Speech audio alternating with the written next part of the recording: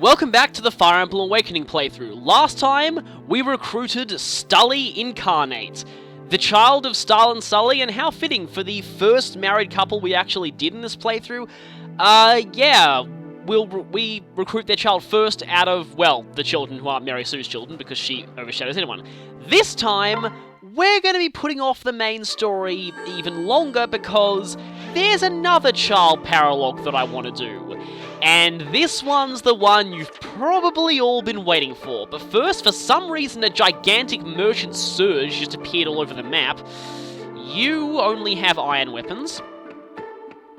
You have a talisman. Where are you? I'm interested in that ruin tome, and the short spear is not a bad deal either, considering that we can't actually buy those yet, I don't think. I'll take the short spear, I'll take the ruin tome, and that's pretty much it. I don't need the secret book.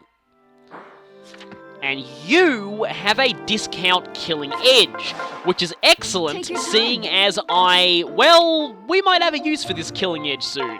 So I'll go ahead and buy that, and I'll also buy the killer axe, because, hey, the Vake needs a weapon. I don't think we really need another Worm Slayer at this point, so... Also, well, we've got some support, lots of supports to do, but... we might want to do a little bit of inventory management for the moment, so actually I'll do the supports first, then the inventory management. So, firstly, Kjelle has supports with both her parents, so let's go and support her with Sully first. Yes. So obviously they're training, because what else would they be doing? Yeah.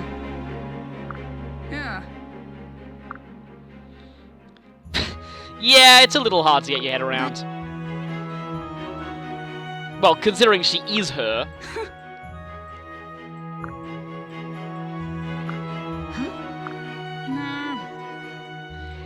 So they're actually going to justify why Kjelle is an armor knight and not a cavalier like her mother. Actually... pathetic. That's interesting. Oh yeah? Face me. Fight with me.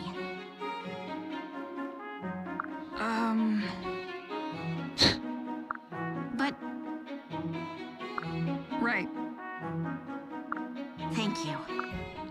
That conversation's a little weird because, given that Kjelle will always inherit the Cavalier class from Sully, Kjelle's actually pretty good at riding right from the start, so yeah, that conversation's a bit strange.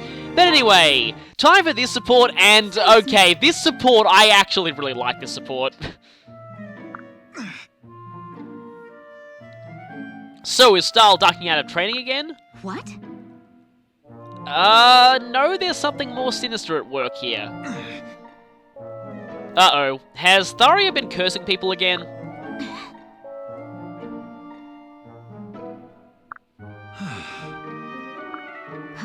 Yes, we must get revenge on the foul fiend known as Breck. Wait a minute. No. Well, that's obviously not a good idea. We're about to fight a battle, and we don't want everyone to be sick.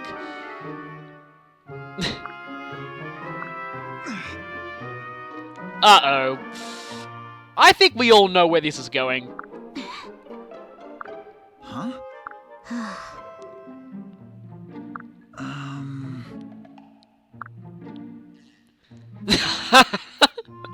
I love that line. I'm sure the searing pain is coincidental. So, Kjelle's no better of a cook than her mother. In fact, she's even worse. Wait for me. So, they say there are only 4 awful cooks of the apocalypse. They're wrong. There's a 5th one. And this is also part of the reason why I like the Starl and Sully pairing, is that Starl is apparently a good cook, so at least he can teach Kjelle how to cook better. Also, we do have a couple of S supports. We might only have time for one this chapter. We also have Mary Sue and Cyrese C support. Hey. Oh no. Yep, looks like... Oh. Mary Sue. She's done it again! Yep, Mary Sue has this thing for walking in on people while they're changing, doesn't she? Right.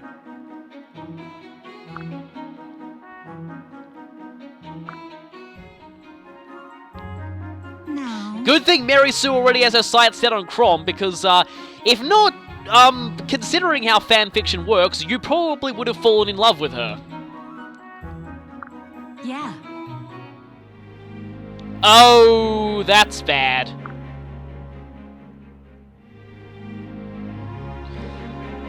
Well, thankfully she's interested in the clothes themselves and not, well, yeah. Seems like everyone's gonna fall in love with Mary Sue. Or she wants to fall in love with everyone. Whoa. Now, this is interesting. These are actually known as sarashi in Japanese, I believe.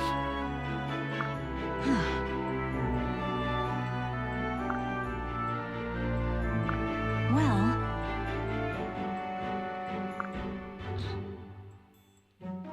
Unfortunately, slight spoilers, we don't end up actually going to Chonsin in any of the chapters, which is really annoying. I kind of wish we did. Also, Mary Sue probably wants this information in case she ends up invading Chonsin in the future. Right. So, beware, Sairi. You might... Wildheart's probably not your biggest threat right now. Also, do I go for a support or do I not? You know what? Muriel's Child Paralogue is one of the easier ones, so I may as well get that out of the way first. Yes. But they've finally learned to do the gatherings No. right for once.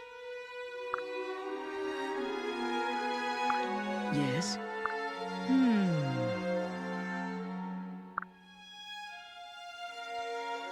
I'm in good hands. Yeah, smaller ones. Hold a moment.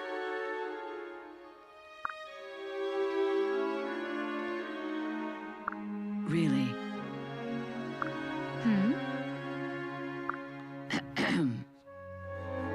Fascinating. Yes. Right. And yeah, I like that. It just, at first you think that, oh, you know, Muriel's all so logical, she doesn't really understand what love is, and then actually, oh, actually she does love this guy.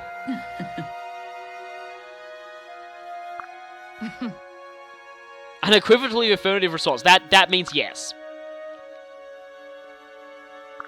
We can do this. Well, of course. Yeah, it's not logical, but, I am yours forever, my love. May the gods smile upon our union and bring us joy in the years to come.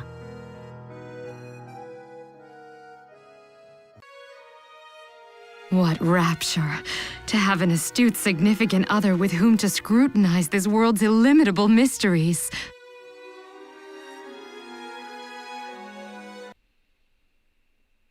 And, well, confessions, yeah. Not really much else to say about that support, but, I still like that one. And we have access to another paralogue, which is one of the easier ones, so we might actually take that on at some point soonish. Don't worry, I will do Gregor and Olivia's S, but maybe in the next chapter.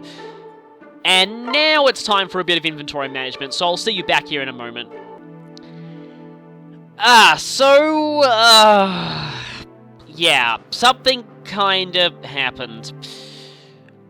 Well, basically, I recorded the entirety of this next paralogue, and I was doing pretty well. Everything went basically perfectly. I was just at the end, the boss was on 1 HP, and I was just about to end the chapter when I realized I forgot to grind Lon'qu up to level 5 so he learned a skill to pass down to his son. And now, here I am, having to record the chapter again. Trust me, you'll see the outtakes. Ugh, that was annoying. Anyway, though, I think the game wants to punish me for being so stupid because watch what happens when I reload.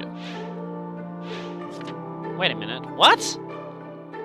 Okay, last time I reloaded that save file, I got, a Bow Knight here, a paladin here and a sage here, so lots of risen reinforcements, but this time, weirdly enough, I don't know what happened. I thought the, merchants or other things you got was, fixed every time you reloaded the game, so they seem to have changed. But interestingly, this merchant here has a very rare item for us. The Hamron Staff. I don't know really how you're meant to pronounce it, but, this thing you might remember from earlier Fire Emblem games fully repairs a weapon back up to its maximum uses. Sadly, this means it probably won't exist in Fire Emblem Fates, but oh well. It only has one use, and they're very, very hard to find, so if you see a merchant that sells one, definitely buy it. Considering how easy it is to buy weapons in this game, it's usually not a big deal, but considering you can use it to repair Uber Forge weapons or legendary weapons, definitely a good idea to go out of your way and buy those if you can. Now, we're going to be heading into the Sage's Hamlet for our next paralogue, but first, I have a couple of promotions, well, several promotions that I need to do. Firstly, Maribel reached level 20 in the last main story chapter, so time to promote her now. So, she has the option of either becoming a Valkyrie, which is basically, the same as her current class, is mounted, but it can use offensive magic as well as staves. Definitely good, it'll mean she'll finally be able to dual strike. Or, she can go to War Cleric and not be mounted and have to rely on her pathetic strength stat to deal damage. While admittedly, War Cleric is hilariously fitting of her personality in a lot of ways, given her critical quotes, I much prefer to go Valkyrie. Also, I've put a Thunder Tome in her inventory for this express purpose. So, it's tea time!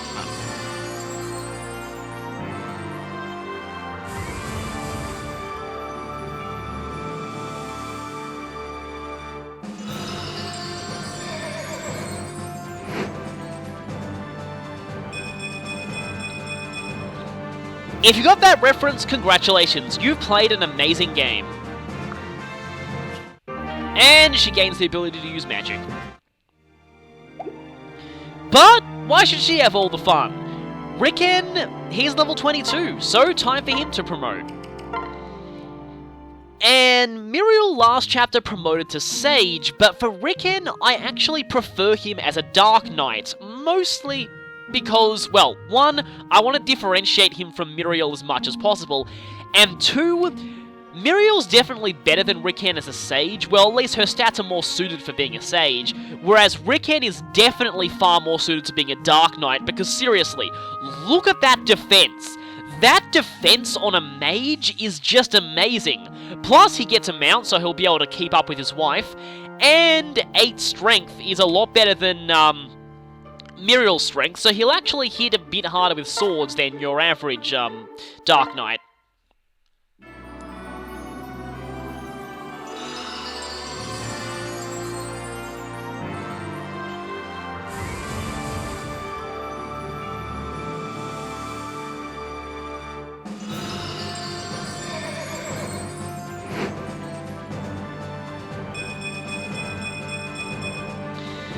Only +1 magic, but +7 defense and +9 HP definitely makes up for it. This is a class that really suits Riken, being a more bulky mage after all. It definitely improves on most of the areas he's already strong in, so I love going this class with him. Plus, he gets mounted. He still keeps his hat, though. Also, might as well give him a bronze sword, because he can actually use those now. He might need a few energy drops to actually... You know what the heck, do I have some energy drops here? Got 2 of them. Might as well use 1 on him. So he'll at least hit somewhat okay damage with swords. Now, they're fine, but I think there's... Yep, Gaius also hit level 20 in the last chapter. So, time to promote him too. We're actually running through these Master Seals pretty quickly. Now, Gaius can either go to the Amazing Assassin class, or this class that no one in their right mind would ever make Gaius. Well, I mean, the skills from Trickster are pretty good, but, Yeah, that magic stat is not the best for using staves, so I much prefer Assassin. Assassin is an amazing class in this game, giving you very good strength growth without compromising on skill and speed, and decent HP as well. I mean, plus the ability to use bows. You really can't go wrong with Assassin in this game.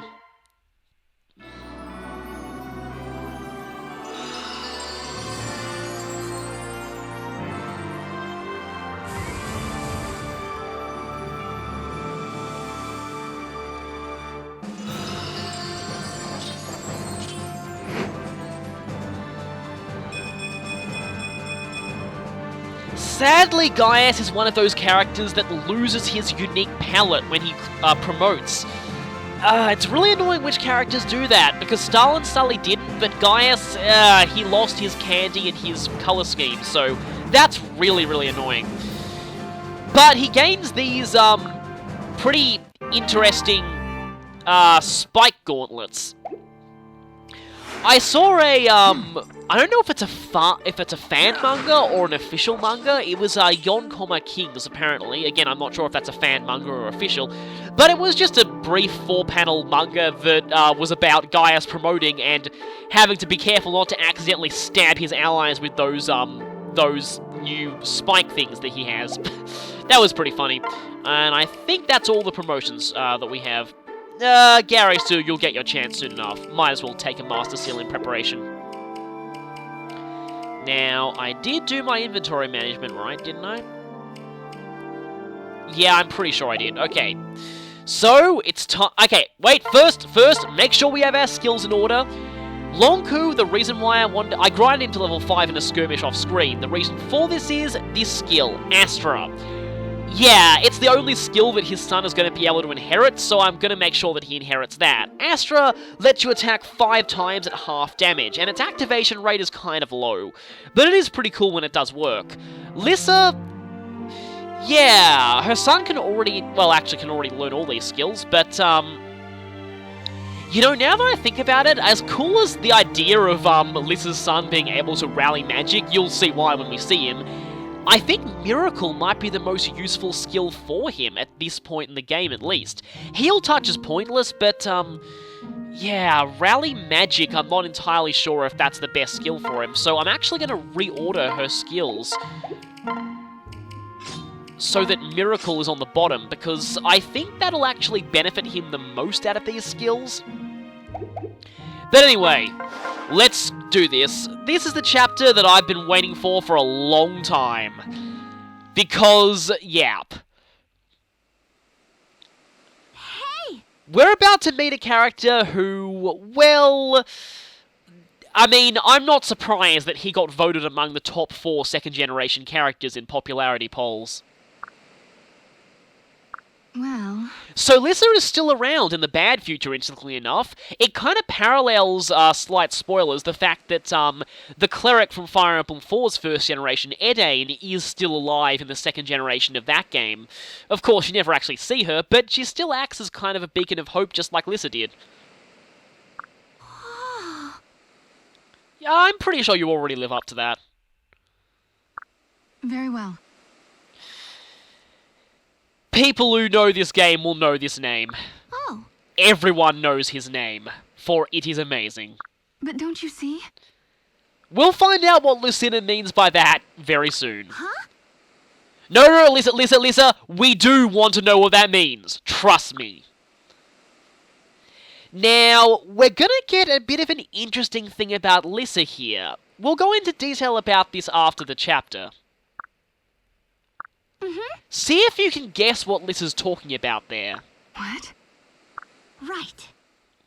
She seems to be very insecure about something. Huh? Boss! Meanwhile, like everywhere in Fire Emblem, this place has a bandit problem. Hey!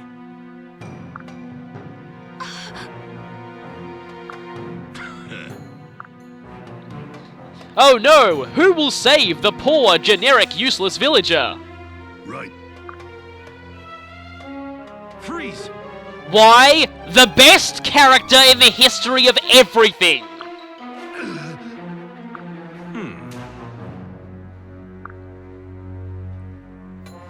I'll just let this guy's dialogue speak for itself. What? No, he doesn't. You'd best run away from him immediately.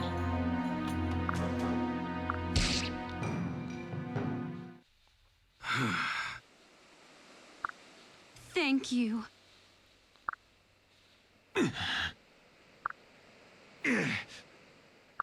Be gone, fiend! Your name tag revealed itself a little bit early there, Owain. I'm guessing this is a holdover from him saying his name earlier in the Japanese version. Very often, word order is the exact opposite in Japanese than it is in English, so he probably would have given his name in the first text box here, rather than the second.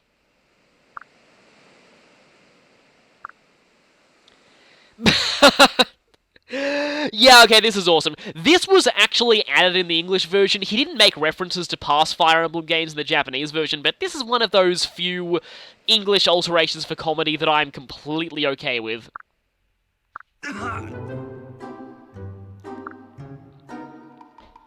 Okay.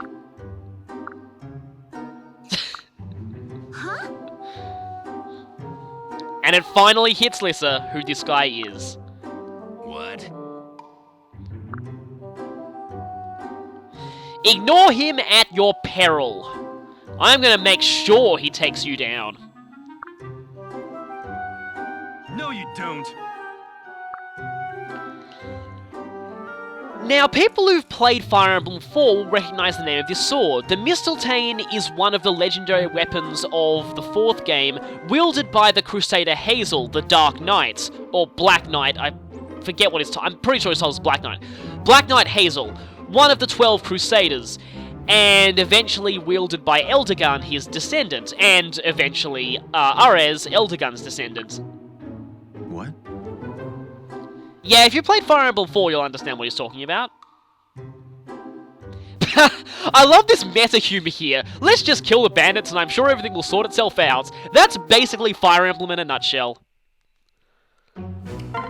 So, this map's actually quite small. I think they intend this to be one of the first paralogs that you visit, but the enemies are very slightly stronger than Sully's paralog, so I went there first. You've also got some berserkers here. Okay, this guy got axe fair, that's kind of dangerous. +5 strength when equipped with an axe, so he's going to hit very, very hard. Now, we also have these guys. Now, if this assassin gets movement +1... Okay, something to tell you about enemy assassins. Enemies, I've been saying at this point, will sometimes randomly have their class skills. Don't worry though, assassins will never have lethality, no matter what happens. They can have movement +1 or pass, but never lethality. So, the only time enemies will ever use lethality, which is a one-hit kill against you, is if you're playing Street Pass. Outside of Street Pass, you don't need to worry. Enemies will never have lethality. Not even bosses. See, this guy has Vantage and Pass. Vantage could actually be kind of dangerous, but you'll notice that most of the assassins here have silver bows as well as silver swords, so flyers are in for some trouble here. Also, chickens. There are some chickens walking around this map, for some reason. Also, we have a bunch of NPC sages, all with physics staves. We need to rush to these guys and save them as soon as possible, because they're key to getting a unique weapon from this chapter that you don't want to miss. Mostly because it's unique to this chapter, not because it's really any good, but still. Also, the map here. This map, if you know the name Sage's Hamlet, it's based off of Sage's Village from Fire Emblem Gaiden, the second game in the series. The weird thing is, though, the map here is actually quite different to how it looked back in Gaiden. And this is strange because in the game's data, there is unused files for a map of this chapter that looks more faithful to its original source material, so why they went with this version, I'm not sure. Anyway, though, who we're going to pick for this chapter? Of course, we're bringing Lon'qu and Lissa, and might as well bring Stahl, Sully, and Kjell because, well, we recruited her in the last chapter. Maribel and Ricken because they're both just promoted. Let's not use those two, though. I may actually not want to use Olivia here either, because I've given her a lot of screen time already. Now, I'm going to bring the Vake and the Cordelia, because I haven't used them in the while.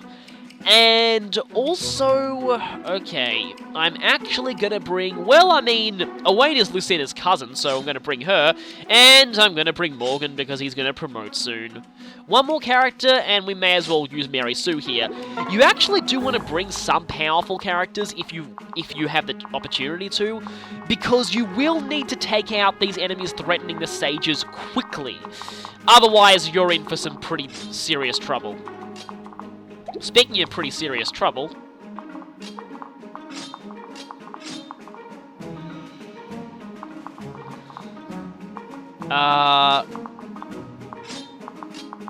definitely want you to be more closer to your parents.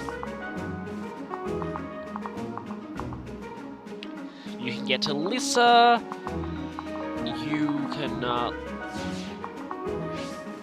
I actually kind of want to be in range of that first Berserker right off the bat. Okay, yeah, that's how you do that. Okay, that's good. And also, do we have a spare rescue staff? I think we have one on Maribel. No, we don't. Lissa, no, we just used yours. Maribel, do you have a rescue staff in the inventory that I can borrow? Yes, we do have one. I'll get rid of this mend and take the rescue staff because it might be useful in recruiting a certain someone earlier than we're meant to. And that certain someone is the best character in the history of everything. But we'll get to him a bit later. Firstly, let's begin the chapter. No intro conversations because that intro was already enough. And time for a quick save. So, a trick that you can use with a lot of the children that I was an idiot and didn't realize in the last paralogue is, we can actually rescue staff them into easy talking range right off the bat, which is something that I definitely want to do. But first, I want to see if we can try and do some damage to this assassin. 1 damage times 2. Yeah, you're totally useful. Got you covered. Save some for me. We do want to take these assassins out because they pose a huge threat. If one of them gets to one of these sages, they're basically instantly dead. There's nothing you can do about it. They're gone. I like how brutally honest Kajel is with her level ups. I'm not satisfied with that either. So, the problem is if I move Maribel like,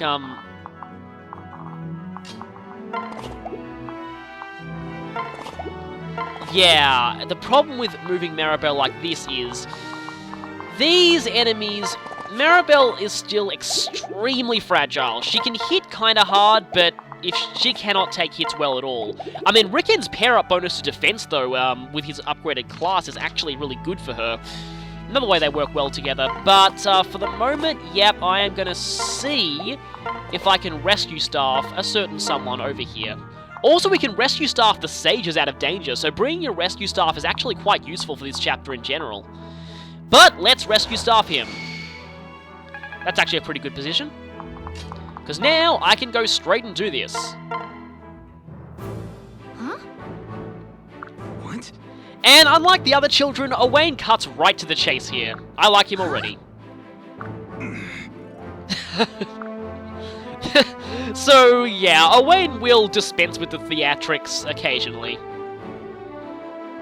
And once again, rings being used as proof of identity.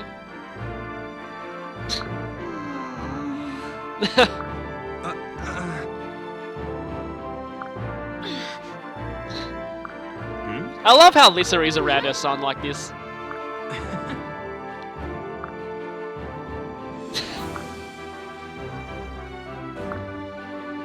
And that's all we're gonna get, because that's all we really need. Owain is definitely one of my favorite second-generation characters in this game.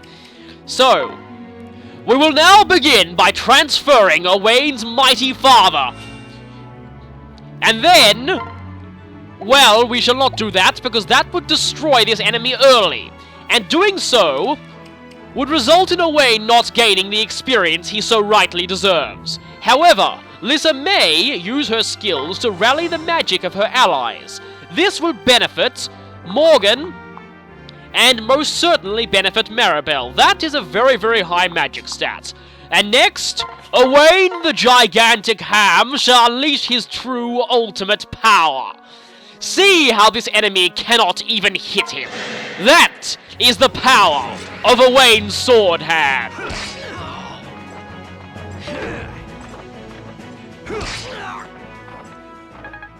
But the power of a dual strike would have been much appreciated, Owain's father. You have failed me. Okay, so, moving style over here. I guess we should do this just so that too many enemies don't attack Lissa. And pair up you. Pair up you, the one with the higher movement. Pair up you. And yeah, thing is, I want to get rid of this Berserker as quickly as possible. Although, yeah, that's going to hit hard if he does hit. I'm by your side. So, Morgan, burn him in the fires of devastation. Amateur. Hope will never die. Okay, that's exactly what I wanted to happen. You tipped the scale. Once again, Gary Stu references memes. Okay, good. I like that magic and speed level up.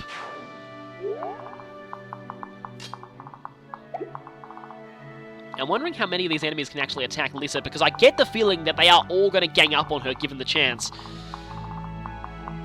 But we do want to send some powerful characters down, because, yeah, we definitely want to make sure we get rid of the assassin as quickly as possible. Might as well equip this in case anyone with a long-range weapon attacks her, or not, actually. Silver Lance time. Wait a minute, you're not in range of the assassin's bow, are you? If that's the case, I'm stupid, and I really deserve to have to restart this chapter.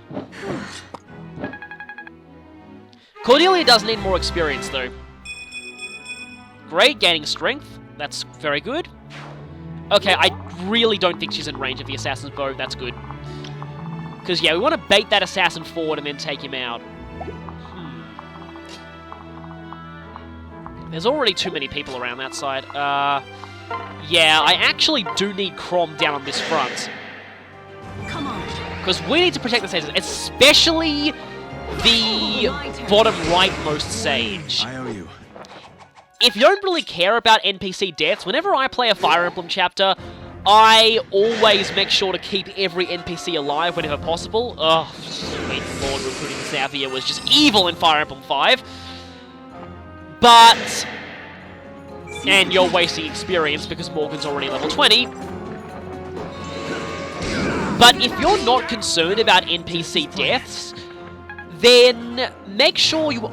if you are going to save one sage, save the bottom rightmost sage, because he's the one who's really important here. Game over. Checkmate. That was 3% as well! I didn't realize that. Yeah, Gary Stu wants to show that he, too, like his mother, is perfect in every way. That was actually a little dangerous, but, Lissa pulled through. Perfect!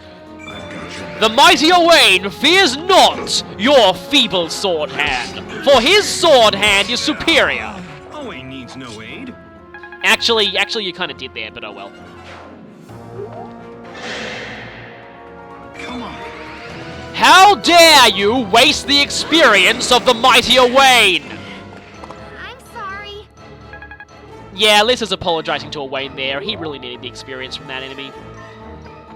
So we have Berserkers, Assassins, and a bunch of Wyvern Riders incoming. One of them is trying to be sneaky and circle around us. We're not going to let that happen.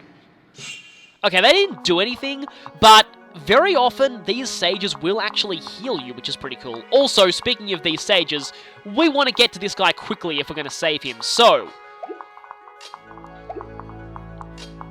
who better to save this sage than the all-powerful Owain, Master of Ham!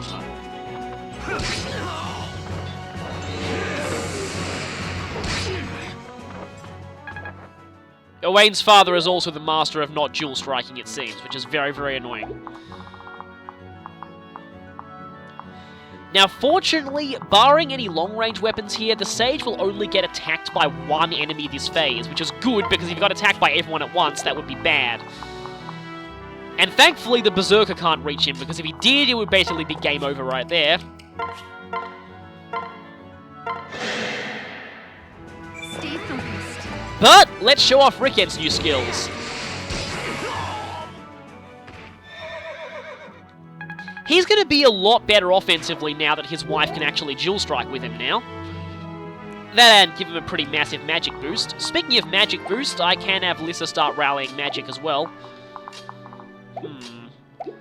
To put Kajel down there, or do I have her take on that guy?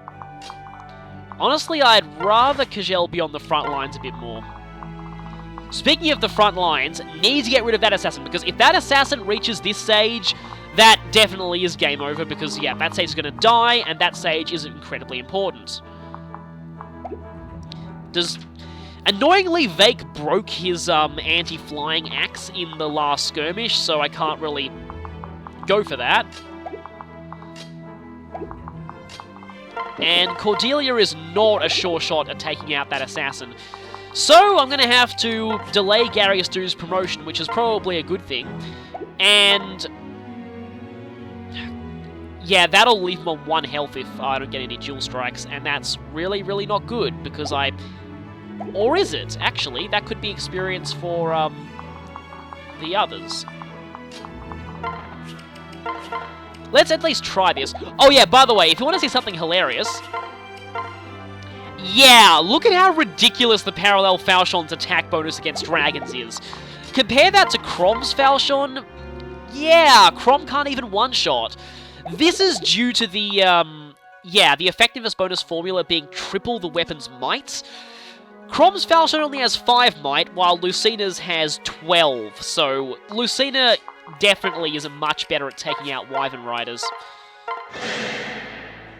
Incoming foe. I might want to use Arm Scrolls to get Lucina and Crom's lance ranks up, because Good. their ability to use lances is actually quite useful, and I really wish that carried over to Lucina's appearance in Smash Brothers. See, that's the other reason why I just think that Lucina is just... Lucina in Smash Brothers, so much wasted opportunity there. So much wasted potential. They could have had her use lances, which she can use regardless of who her mother is. So, yeah, they could have had her use lances, they could have had her having... I mean, the way Lucina's Ether looks in this game, it would be a perfect side B move. But no, they didn't even let her do that. Looks like Teach just got tenure. And with this axe, Teach is going to be getting tenure a lot. He's actually almost ready to promote. I think he can take on 2 Wyvern Riders, so I'll be safe in moving Crom and Mary Sue forward here without attacking. Now, enemy ranges... Oh, Rally Magic will be useless since nothing can actually hit, You know, do I still have that Levin Sword? Oh, it's only got 2 uses. If we get another Levin Sword, Rally Magic will actually be quite useful on it. You know what, though? I may as well just get a little bit of cheap healing experience with Lissa. Thank you. Every little bit counts. Sometimes every little bit of HP counts, too. Yeah, now, usually the Myrmidon is the first one to go for this Sage. And, yeah, the Sage is injured a bit, but not critically. Also, this second Sage gets attacked pretty much no matter what you do. Depending on your luck, you may have to get to him very quickly, but... Oh, Berserker! You dare attack the mighty Owain! Witness how you, a promoted enemy, have 0% chance of hitting him. That is how amazing Owain is. The sad thing about Owain is, given that his mother is a magic user and he always isn't, his growths are a little bit wonky for a physical unit.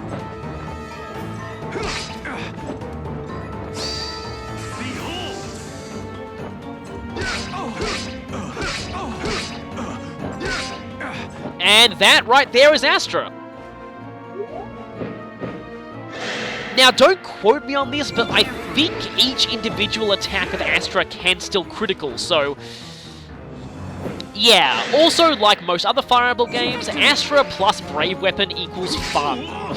You get a potential 10 attacks. Well, actually, no, yeah, a potential 20 attacks in one round of combat. Yeah, that is always amazing. Speaking of amazing, the Vake has reached the promotion level. Also, the Vake's axe is the clipping through the grass. Actually, I prefer you do that, because Vake getting extra kill experience is pointless here. Now, the cool thing about these sages is they actually heal you. They'll heal each other as well if they get injured, but I think they prioritize healing you, which on the one hand is good, but on the other hand, it really means that sometimes the sages will get themselves killed very easily because they won't heal each other. As much as I would like Owain to take that guy out,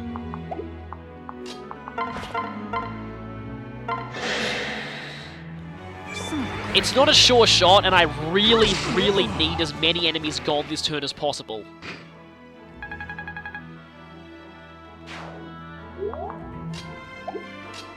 If Owain takes the Worm Slayer from Lon'qu, he will be able to do some pretty good damage to those Wyvern Riders, but actually...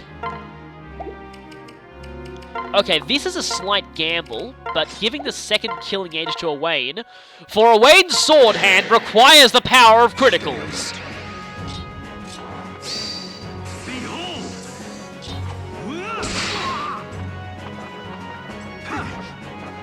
Pay attention.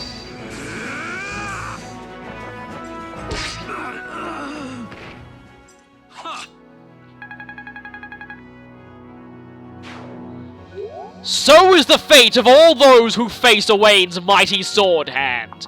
Anyway, 2 more enemies, and the thing is, it might actually be in my best interest to not kill this Myrmidon here, because although actually I could heal the Sage with Lissa if I did get rid of, or Maribel, so... Fortunately, Riken is not doubling that guy. Maribel has slightly more speed.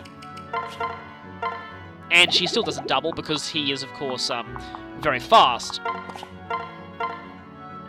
And, wow, yeah, so fast that he actually doubles style.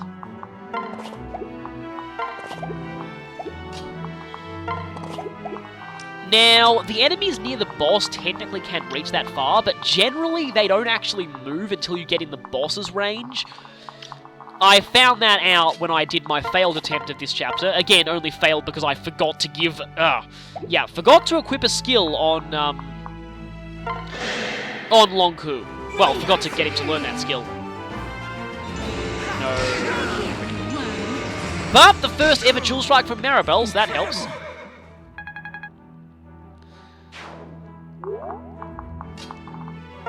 Now, anyone can actually talk to these sages, but if you want the best outcome, you want Owain to be the one to talk to them. But hey, you healed us, we'll heal you. That's part of our deal. Still one Wyvern Rider left here.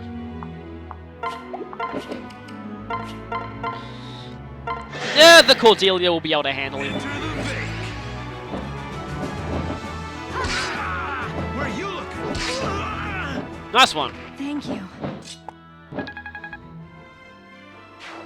Cordelia is really close to promoting too, actually. Now, this guy in particular, he is the one you want to keep safe. Speaking of safe, we are no longer safe, for Gary Stu is about to promote. Naga help us all.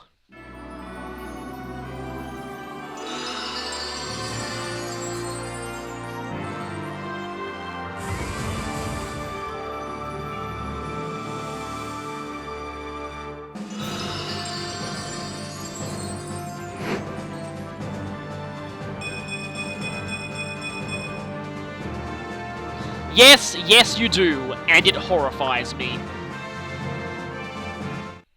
Once again, not really all that much of a bonus for going Grandmaster. You still have the same weapons, just a basic all-round stat boost.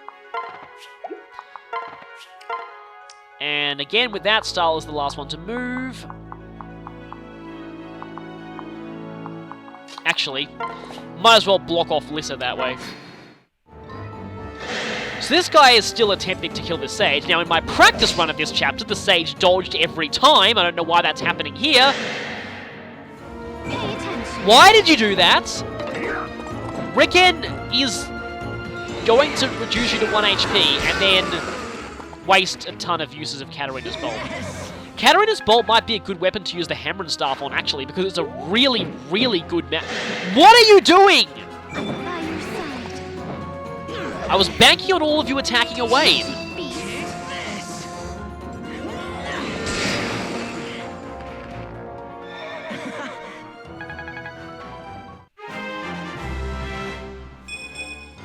Ah.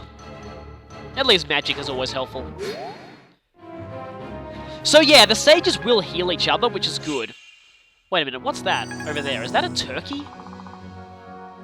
No, it's just another chicken. Yeah, the strange thing is I'm actually getting turkeys around where I live. Like actual native Australian turkeys, which is interesting, because they usually didn't show up around here. But enough about random life trivia, time to take out some bandits. You tipped the scale.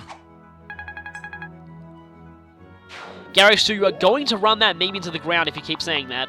Not that it already hasn't been run into the ground, but... Anyway... Now, we're going to have most of our characters go here in preparation for the final push of this chapter. Because here's where things get a little bit boring. I'm going to actually have Owain go around and talk to every one of these sages in order. So firstly, talking to this sage. Hail, traveler. So, nothing unique from that one, but an elixir is a very useful item. Actually, I can do some rescue leapfrogging to get away to the sages faster. Or, I could bring the sages to him. That's a tactic that I'd never actually used before, though I am a bit worried that these sages are going to start running off on their own and getting themselves killed if I do that, so I'll just rescue boost Owain over.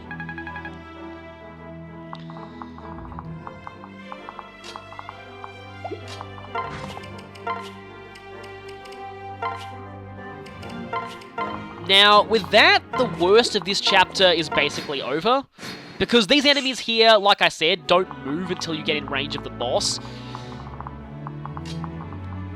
One base short, really? Well, when in doubt, use more rescue staffing. See, the rescue staff has a lot of purposes. It's not just for getting allies out of danger. Can also move recruitable allies closer to you, let you move around the map quicker. It's a really good staff overall, and you can buy it very cheaply and easily. Now, this is the sage that you want to make sure that Owain specifically talks to him. That's why I said this is the sage that you want to keep alive. If you save one of them, make sure you save this guy. Can't control. Because you get this. The Divine Blade Mistletoe. Or not. Let's go. Unfortunately, Owain doesn't realize. Well, So we get the Mistletoe. my sword hand twitches.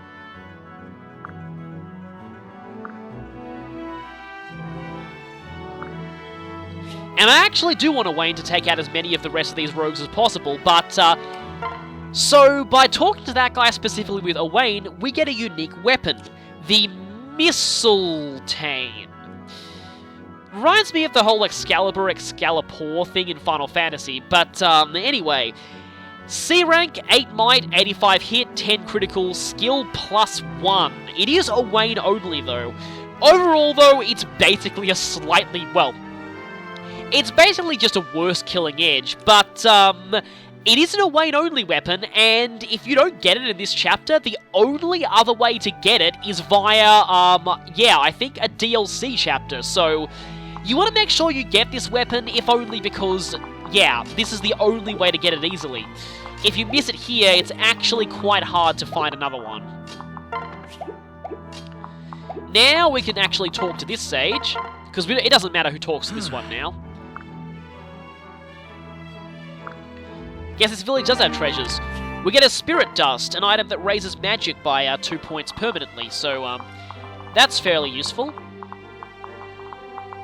But now, all that's left is the enemies near the boss. Now, individually, most of them aren't that bad, although this ruined guy could be annoying with his ridiculous critical rate. And the boss is somewhat irritating, especially with Vantage and also Pass, so no amount of blocking off your healers will keep you safe from them. Does anybody need an event tile here? Because,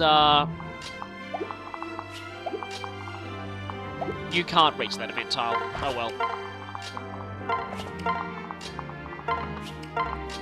Yeah, here it's just waiting around, really.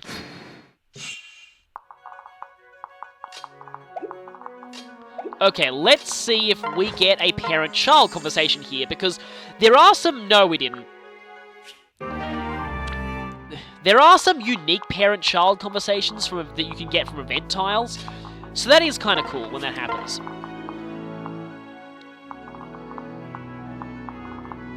Now, Stahl is kind of slow and has high defense, so I might use him as the bait here. Last time I kind of used Lucina as the bait, and she did take out a bit too many of these enemies, so not really sure that was a good idea. Make sure we crowd around as much as possible, though, because we're going to want to get rid of all these guys in one fell swoop once we lure them in. Yeah, that'll switch Kazel over to you, which will give you an enormous defense bonus, and that's pretty much all I need. Though we have to be careful, though, because once one of those enemies moves, they all move, and yeah, might want to keep our vulnerable characters away. Although, Stahl would not like to be hit by that Ruined Tome.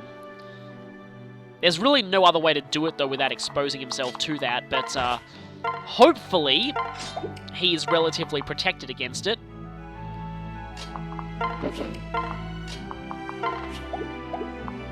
Now, if there's a woods there, that'll be useful for...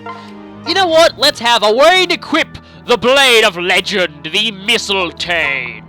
Even though it's not the real Mistletoe. By the way, the real one does exist in this game, so Fire Emblem 4 fans are in for a treat there. Okay, this should be... Don't think Maribel's in range. Just in case she is, I'll switch over to Rickon. And extra parent support on Kazel there. Okay, let's hope this works. So yeah, all the enemies only come charging at you when you provoke the boss. That hit? Really? Okay, well, I'm glad that didn't critical. And you went for Sully, didn't you? But you missed. Okay, yeah, now, here's the time where I want to make sure I get rid of all the enemies in one fell swoop. The Mistletoe is actually not that good. This boss is kind of powerful, and I really want to make sure that Owain makes good on his promise and finishes him himself. But this guy does have Vantage, which is a very, very annoying skill to have to go up against.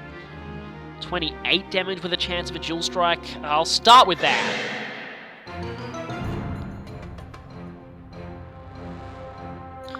I just realized I have a very high critical chance. Sorry. And that is perfect. In fact, I have reduced the boss to the range in which the legendary blade will, in fact, finish him off. Owain, make good on your promise now. Stand tall. Vantage miss. And it's over.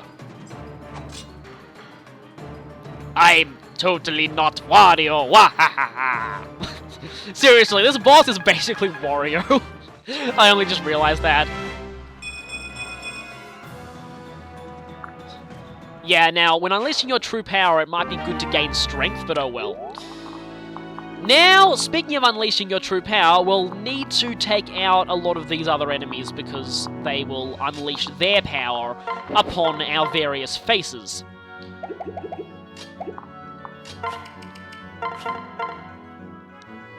That seems kinda stupid, but I do have a plan here. I kinda want Cordelia to get this guy because she's very close to promoting.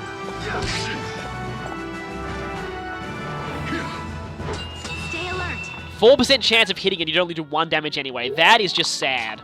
Speaking of sad, I don't think Cordelia's going to be able to finish this guy. Oh! Ah! I hate it when you're 1 damage off. And that's Weapon Triangle working as well, because were it not for the Weapon Triangle disadvantage there, I think I would have enough damage to finish him off. Well, we might at least try for it. Knock 'em silly. Nope, didn't get a critical, and didn't get a dual strike, and got hit. That was literally the worst possible way that fight could have possibly gone.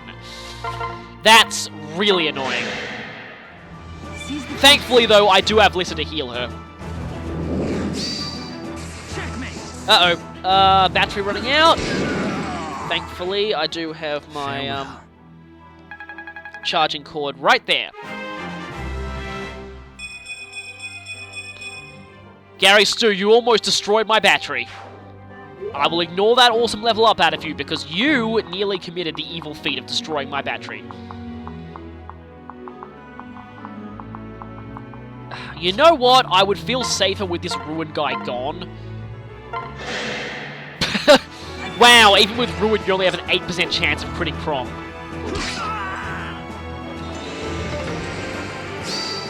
Now I'm angry. Oh, the irony.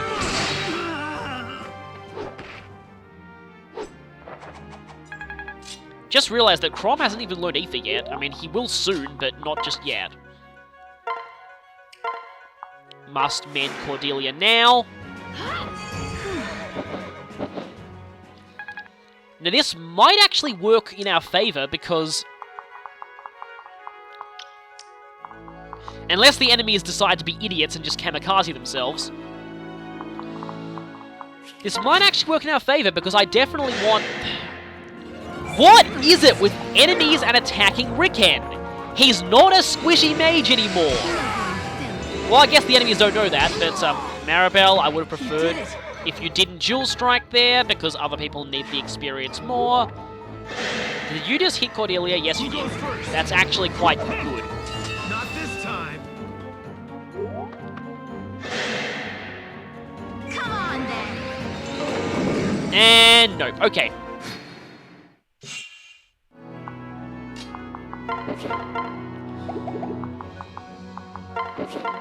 This is admittedly the safest option. I'll go for this. Ready to shine? It's fake time. That was something. Please let there be enough. Yes! Both of them can promote next chapter, and I intend to use them there, so that's good.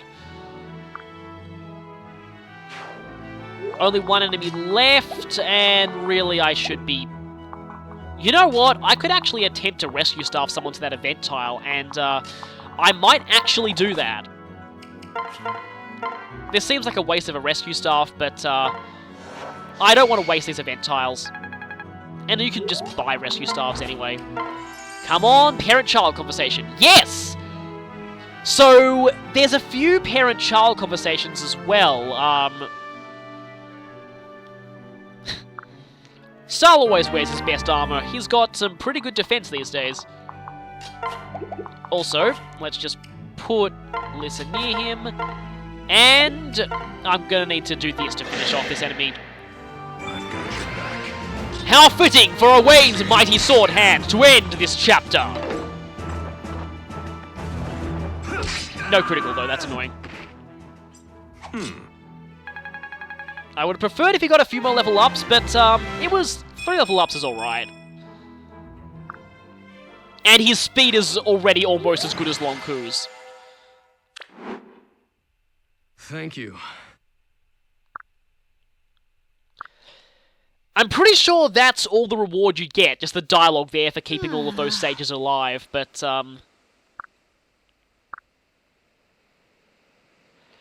So here's the thing that was interesting from the start of this chapter.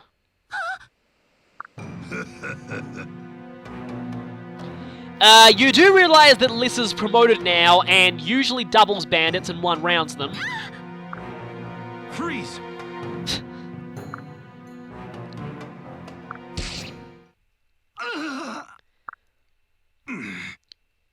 In my headcanon, Lissa faked helplessness there just to get Owain to come in. Ha!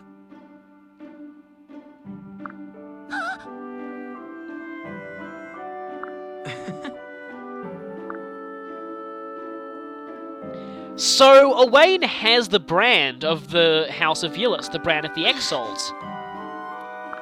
Yeah. And here's the reason why Lissa was so worried. Lissa didn't have the brand, and the implications of that is Lissa feared that she may have been a bastard child.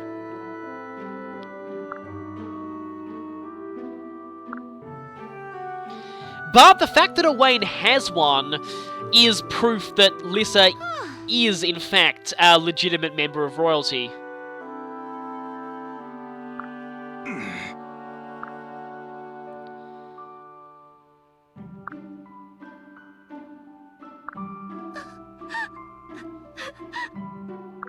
Ha!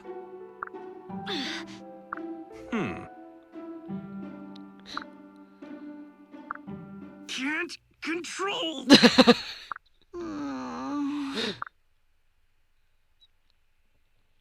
And with that, we have recruited one of my favourite characters in the game. I'll talk about him more in supports, but I love the fact that he does both, he's just the perfect mix of comedy, awesomeness, and generally touching moments as well. So with that, that chapter's over, and so is my side questing spree. Next time, we'll be continuing with the main story, so I'll see you then. Oh!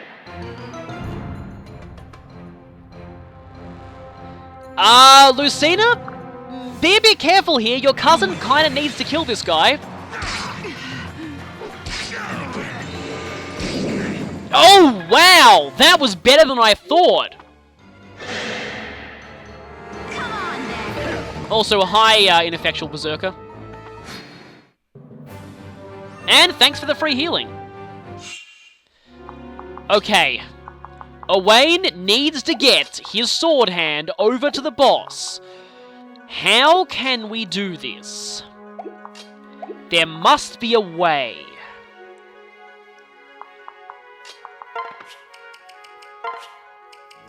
If I transfer, Owain can go over to his uncle. And from there, he will be able to reach the boss. Unfortunately,